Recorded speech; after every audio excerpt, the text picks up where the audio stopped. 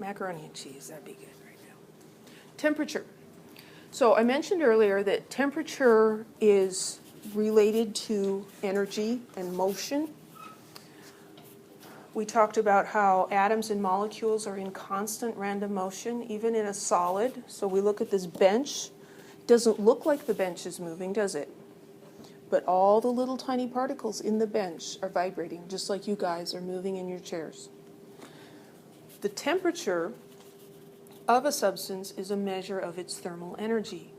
Thermal energy is a kinetic energy of the individual particles, how much they're moving, vibrating, wiggling, shifting.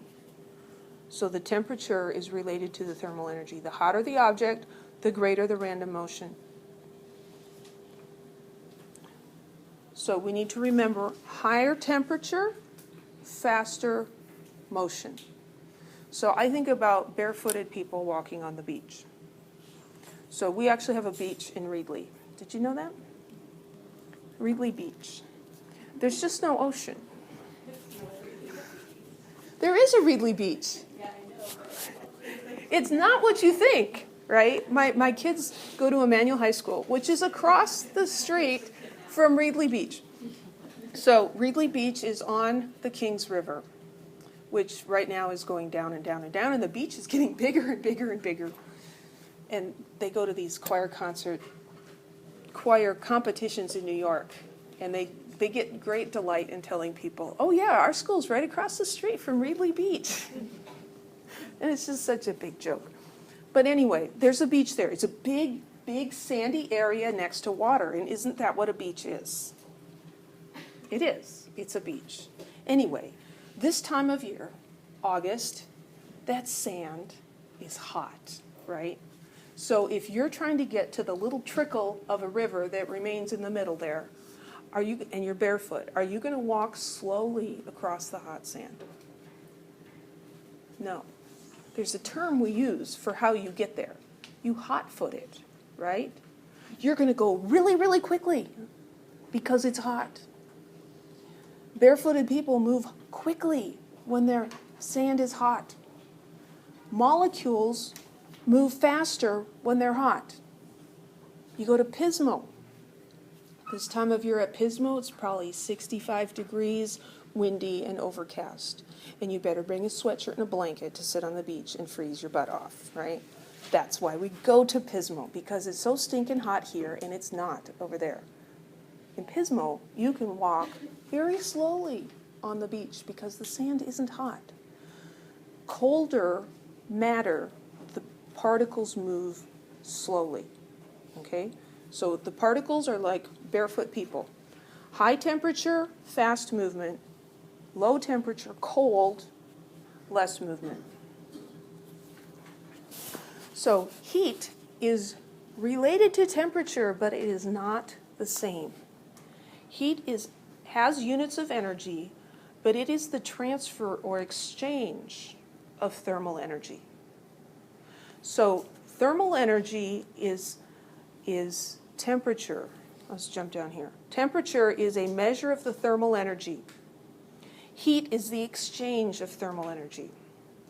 So you take the temperature of an object, that's a measure of how much thermal energy it has.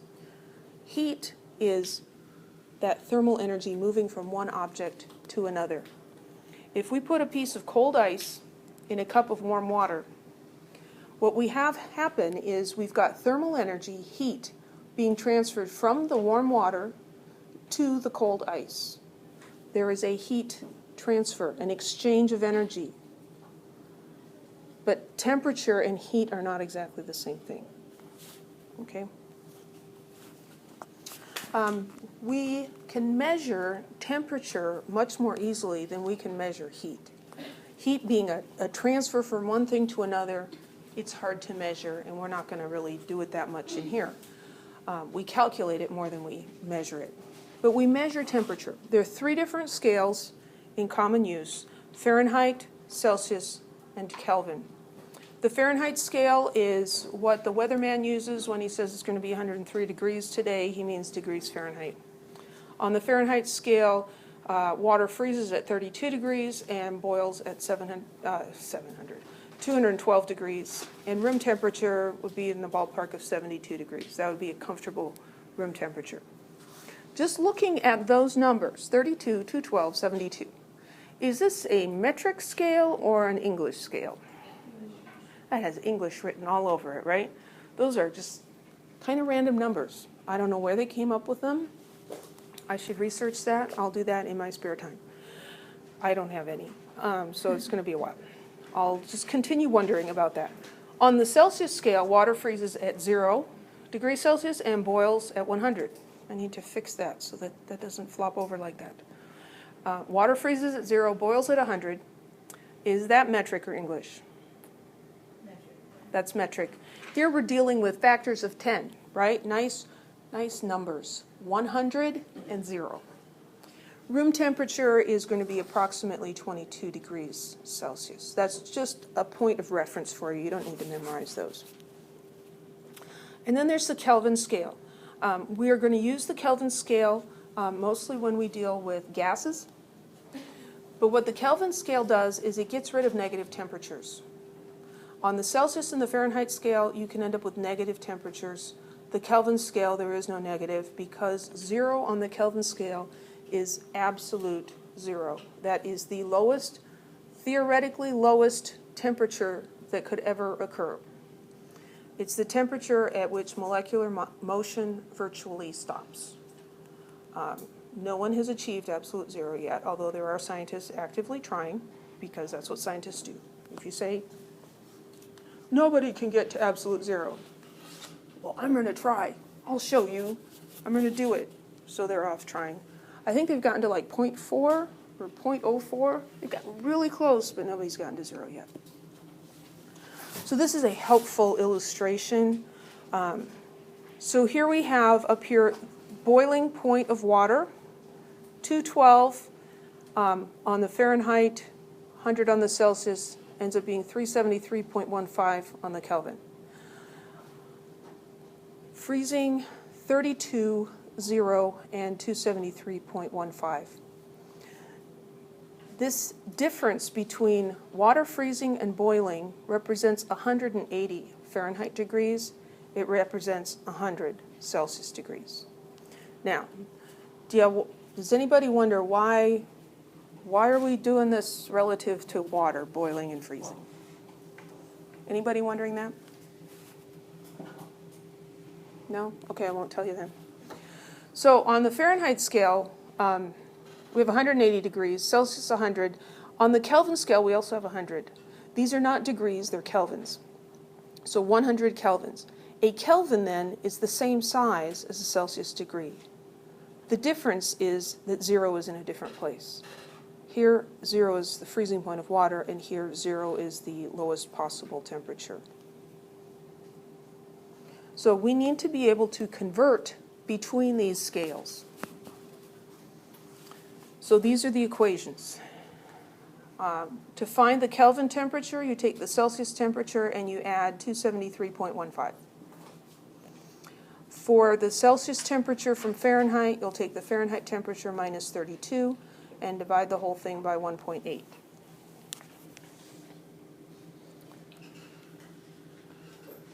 So these numbers in the Celsius Fahrenheit conversion are exact.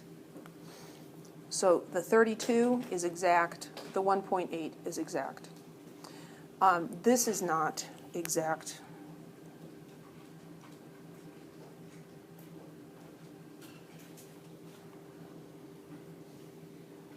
There are funky things that can happen when you do temperature conversions with your significant figures. You can end up gaining or losing significant figures, and that just shows that significant figures are not the ultimate way to establish error. They're just the simplest method. So we're not going to strictly use significant figures when we do temperature conversions, and I'll show you what we'll do with that when we do an example. So convert 358 Kelvin to Celsius. Temperature conversions cannot be done using dimensional analysis. We have to use an equation.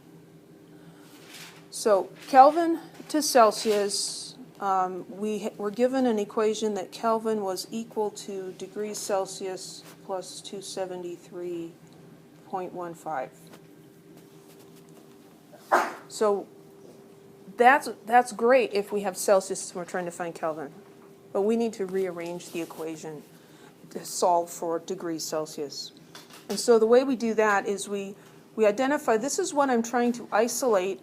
What's with it? Well, I've got added 273.15. So I need to do the opposite. The opposite of adding is subtracting. So I'm going to subtract 273.15 from that side. Degrees Celsius plus 273.15 minus 273.15 just equals degrees Celsius, right? Because a number minus itself is 0. But I need this to stay equal, so I need to subtract 273.15 from the other side also. And so over here I get Kelvin minus 273.15. So there's my equation.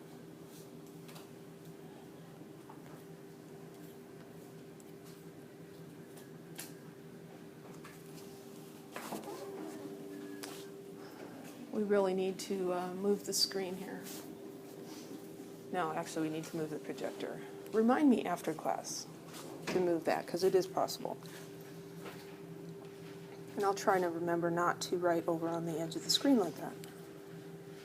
So the temperature in Celsius equals the Kelvin temperature plus, minus 273.15. So the Kelvin temperature is 358. I'm going to subtract 273.15.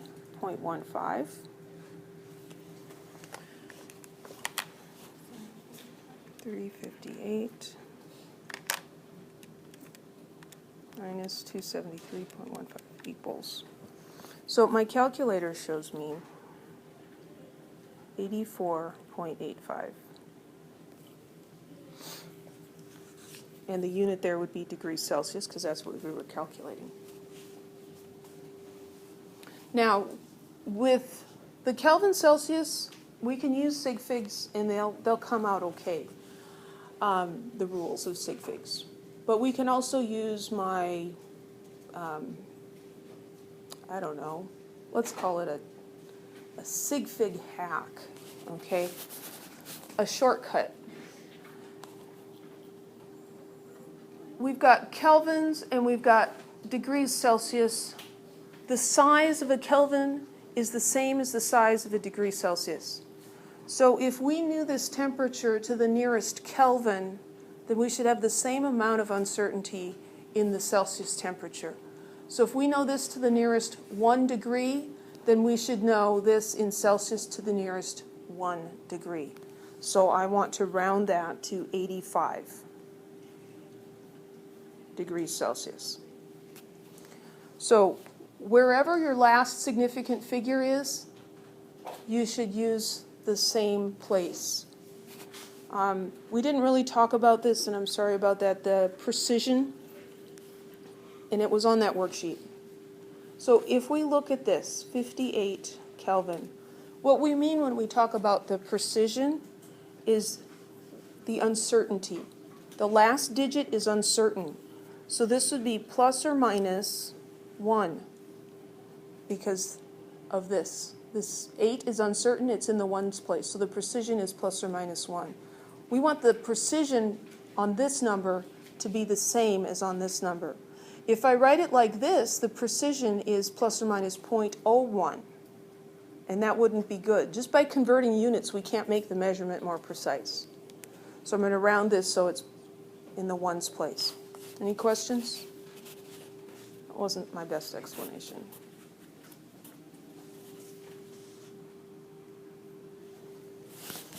Another one. Convert 139 degrees Celsius to Fahrenheit. All temperature conversions require an equation. So the equation for this one is degrees Celsius equals degrees Fahrenheit minus 32 divided by 1.8. But we were given Celsius and we need to calculate Fahrenheit. I'm intentionally doing the more difficult examples. So we need to take this equation and rearrange it. This equation has a fraction in it. My experience has been that a large fraction of Chem 3A students have issues with fractions. I once saw an awesome t-shirt. It said 4 out of 3 people have trouble with fractions. Right? Maybe it'll come to you when you go to bed. 4 out of 3 people have trouble with fractions. So anytime you have something like this where you're messing around, rearranging an equation that has fractions in it, it's best to get rid of the fractions as your very first step. And the way we get rid of fractions is called cross-multiplying. Okay, so when we cross-multiply, we're going to imagine that over here, this is degrees Celsius over 1. And then what cross-multiplying does is we're going to take the top of one side and the bottom of the other and multiply them. So we're going to end up with degrees Celsius times 1.8, and that is equal to the bottom of one side times the top of the other. So this is where the we're going across and we're multiplying. We're cross-multiplying. And that makes the fractions go away. So I've got 1 times degrees Fahrenheit minus 32. So I've just got degrees Fahrenheit minus 32. Without the fractions, we can rearrange more easily. We don't really need these parentheses there, do we? It's just subtraction all by itself over there. So we are trying to find Fahrenheit. We want to get F by himself. What is with F? Subtract 32. We need to do the opposite. It's subtracting 32, we need to add 32. So we're going to add 32 to that side, because 32 minus 32 is 0, and we end up with just degrees Fahrenheit over there. If we do it on one side, we have to do it on the other side as well. It's like a teeter-totter. You've got it perfectly balanced, and if you put a box on one side, you have to put the same size box on the other side to keep it balanced. Otherwise, it's not equal anymore. So now we're going to have degrees Celsius times 1.8 plus 32 is equal to degrees Fahrenheit. Now we have an equation, we can plug our numbers in. So I'm going to write it with the degrees F on this side. So there's my whole equation. I'm going to take my temperature. I want an equal sign there. 139 degrees Celsius. And that's going to be times 1.8 plus 32. When I do that on my calculator, 139 times 1.8 equals plus 32 equals, and my calculator says 282.2 degrees Celsius. Again, off the screen.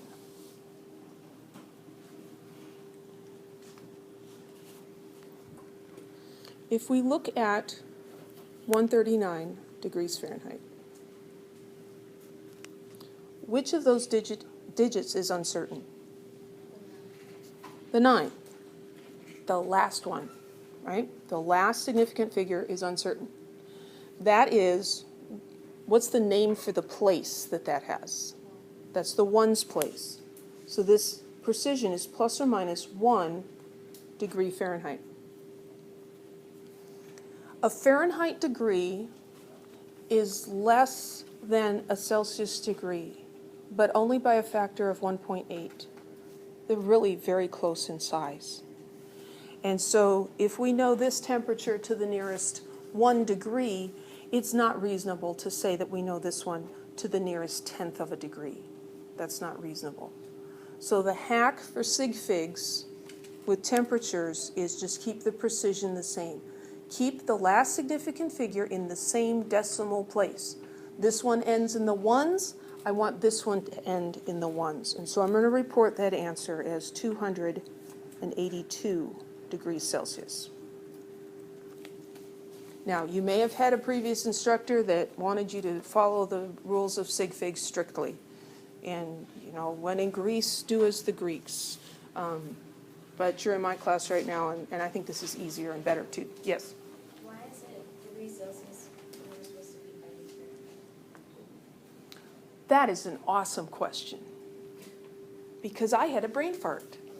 Yeah, thank you. Oops. Okay, so, yeah, this is not degrees Celsius. Thank you. Degrees Fahrenheit. I hope there was at least one other person that noticed that. Well, I guess it is kind of hard to notice because it's off the screen right there. It's right there. Any other questions? When you have addition or multiplication, when calc to use sig figs, like, so when you're adding and subtracting, you go by precision, right? And then multiplying, dividing, you go by Number of less sig figs. So then with your answers, you only went off precision. Well, the thing that can happen, I don't have an example. Yeah, I don't have an example right now. Because this conversion involves subtracting and dividing, you can have a situation where if this number is, like I can make up an example. So let's say we had a Fahrenheit temperature, oh good grief, that's Celsius up there. Let's say we had 111 degrees Fahrenheit, and we're converting to, I think that'll work. Let's go a little bigger. Let's say our Fahrenheit temperature was 131 degrees Fahrenheit, and we're going to subtract 32 and divide by 1.8. Well, 131 minus 32 is what? 99 divided by 1.8. So we do it on the calculator. 99 divided by 1.8. Oh, that didn't work the way I wanted it to. Never mind. I can't think of an example. There's some weird combinations where you cross over 100 and you end up gaining or losing significant figures. And it's not, it's what sig fig rules do, but it shouldn't happen, because just because you converted temperature does not mean that, you know, I could have 139 with 3 sig figs, and my other temperature, I might have to round it to 2 significant figures, even though that would change the precision. So it's kind of complicated. If you want to talk about it later, I'll be happy to, but I think everybody else is going like, what are they talking about? Any other questions? No. Oh, this is a fun one. Convert minus 321 degrees Fahrenheit to kelvins.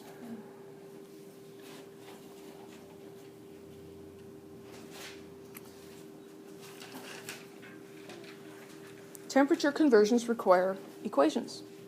Did I give you an equation between kelvins and degrees Fahrenheit? No. What do we do?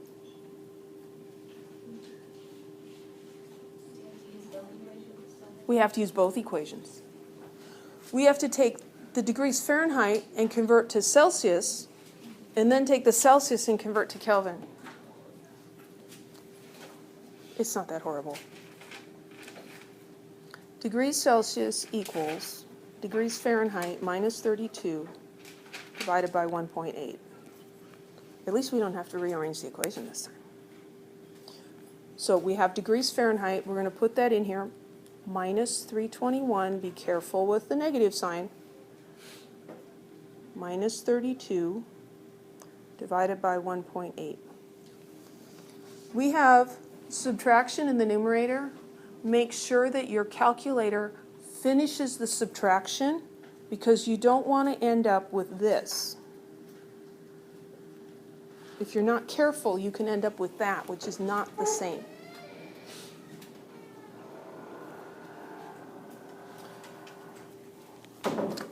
So I'm going to take 321, change the sign to make it negative, subtract 32, then I'm going to press the equal sign. That will tell my calculator, do the subtraction. And then I say divide, or I press the divide.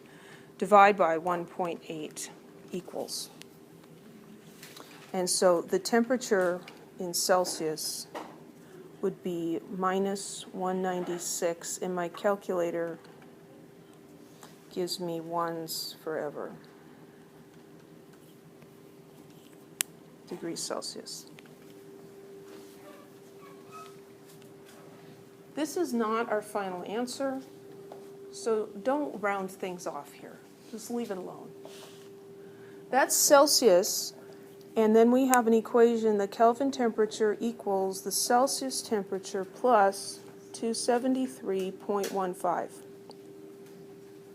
So we're going to take that minus 196.111111 plus 273.15.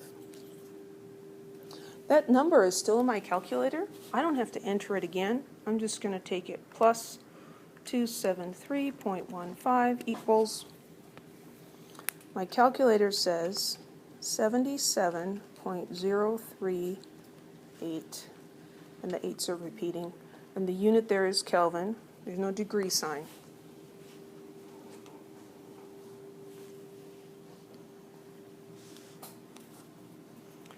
Now, to round this, we're going to look at the temperature we started with, and this is known to the nearest 1 degree, or we could say that the precision is plus or minus 1 degree Fahrenheit.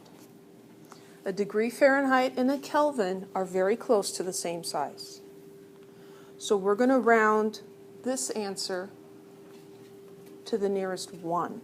And we're going to say that that is 77 Kelvin. Any questions?